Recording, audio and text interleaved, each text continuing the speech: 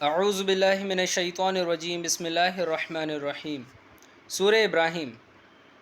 آیت نمبر 1 میں اللہ تعالیٰ فرماتے ہیں الف لام را۔ اس کے حقیقی معنی تو اللہ اور اس کا رسول صلی اللہ علیہ وآلہ وسلم ہی بہتر جانتے ہیں۔ یہ ایک کتاب ہے، اللہ نے اس کو تم پر اتارا ہے تاکہ تم لوگوں کو تاریکی سے روشنی کی طرف ان کے رب کے حکم سے نکالو، یعنی ذات غالب اور ستودہ صفات کے راستے کی طرف۔ آیت نمبر 2 میں اللہ تعالیٰ فرماتے ہیں اللہ ایسا ہے جس کی ملکیت ہے وہ سب کچھ جو آسمانوں اور زمینوں میں ہے، اور کافروں کے لیے بڑی خرابی ہے، یعنی ان کو سخت عذاب ہوگا۔ آیت نمبر 3 میں اللہ تعالیٰ فرماتے ہیں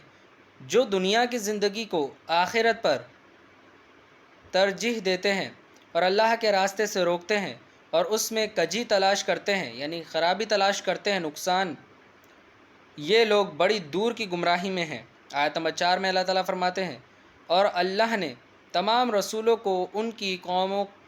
کی قومی زبان میں رسول بنا کر بھیجا ہے تاکہ ان کو احکام بیان کرے، پھر جس کو چاہے گمراہ کر دے اور جس کو وہ چاہے ہدایت دے دے، اور وہی سب امور پر غالب ہے اور حکمت والا ہے۔ آیت نمبر 5 میں اللہ تعالیٰ فرماتے ہیں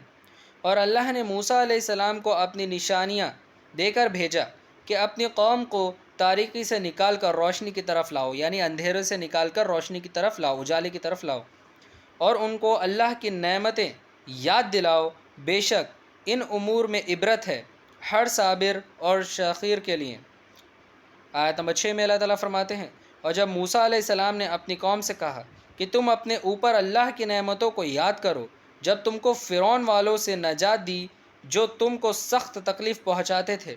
اور تمہارے بیٹوں کو ذبح کر ڈالتے تھے اور تمہاری عورتوں کو زندہ چھوڑ دیتے تھے، اور اس میں تمہارے رب کی طرف سے بڑا امتحان تھا۔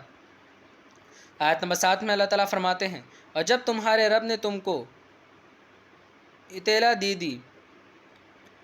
کہ اگر تم شکر کرو گے تو تم کو زیادہ دوں گا، اور اگر تم ناشکری کرو گے تو میرا عذاب سخت ہے۔ آیت نمبر 8 میں اللہ تعالیٰ فرماتے ہیں اور موسیٰ علیہ السلام نے کہا اگر تم اور دنیا بھر کے سب آدمی مل کر ناشکری کرو گے تو اللہ بالکل بے پرواہ ستودہ صفات ہے۔ آیت نمبر 9 میں اللہ تعالیٰ فرماتے ہیں کیا تم کو ان لوگوں کی خبر نہیں پہنچی جو تم سے پہلے تھے، یعنی قوم نوح، قوم عاد، قوم سمود، اور جو لوگ ان کے بعد ہوئے جن کا علم اللہ کے سوا کسی کو نہیں، ان کے پاس ان کے پیغمبر نشانیاں لے کر آئے تو انہوں نے اپنے ہاتھ ان کے منہ پر رکھ دیے اور کہا اس حکم کو جس کے ساتھ تم کو بھیجا گیا ہے تسلیم نہیں کرتے، اور جس چیز کی طرف تم ہمیں بلاتے ہو ہمیں اس میں بہت شک ہے، جس نے ان کو تردد میں ڈالا ہے۔ آیت نمبر 10 میں اللہ تعالیٰ فرماتے ہیں ان کے رسولوں نے کہا کیا اللہ کے بارے میں شک ہے جو آسمانوں اور زمینوں کا پیدا کرنے والا ہے؟ وہ تم کو بلاتا ہے کہ تمہارے گناہ بخشے اور ایک معین مدت تک تم کو حیات دے۔ وہ بولے تم تو ہمارے ہی جیسے آدمی ہو، تم یہ چاہتے ہو کہ جن چیزوں کو ہمارے بڑے پوجتے رہے ہیں ان کو پوجنے سے ہم کو روک دو، تو اچھا کوئی کھلی نشانی لاؤ۔ آیت نمبر 11 میں اللہ تعالیٰ فرماتے ہیں ان کے رسولوں نے ان سے کہا کہ ہاں ہم تم ہی جیسے آدمی ہیں، لیکن اللہ احسان فرماتا ہے اپنے بندوں میں سے جس پر چاہے، یہ ہمارے اختیار میں نہیں کہ ہم اللہ کی اجازت کے بغیر تم کو کوئی معجزہ دکھائیں، اور مومنوں کو اللہ پر بھروسہ کرنا چاہیے، یعنی ایمان والوں کو صرف اللہ ہی پر بھروسہ کرنا چاہیے۔ آیت نمبر 12 میں اللہ تعالیٰ فرماتے ہیں اور ہم اللہ پر کیوں بھروسہ نہ کریں جبکہ اسی نے ہم کو ہمارے دین کا راستہ دکھایا ہے، اور جو تکلیف تم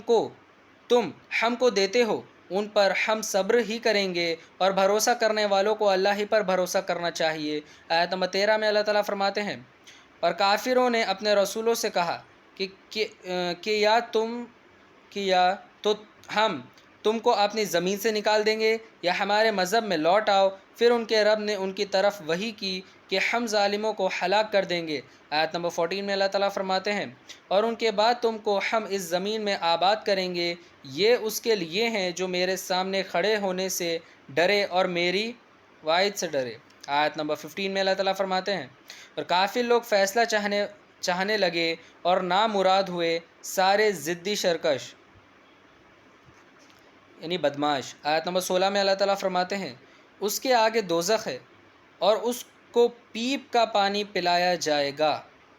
یعنی سرکشی لوگ کو پیپ کا پانی پلایا جائے گا اور ان لوگ کے آگے دوزخ ہے۔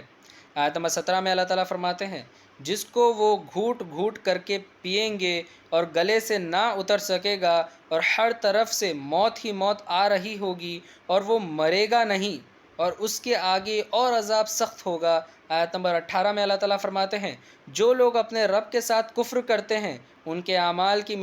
مثال ایسی ہے جیسے کہ راکھ کی آندھی کے دن اس پر زور کی ہوا چلے اور اڑا لے جائے، جو کام وہ کرتے رہے ان پر ان کو کچھ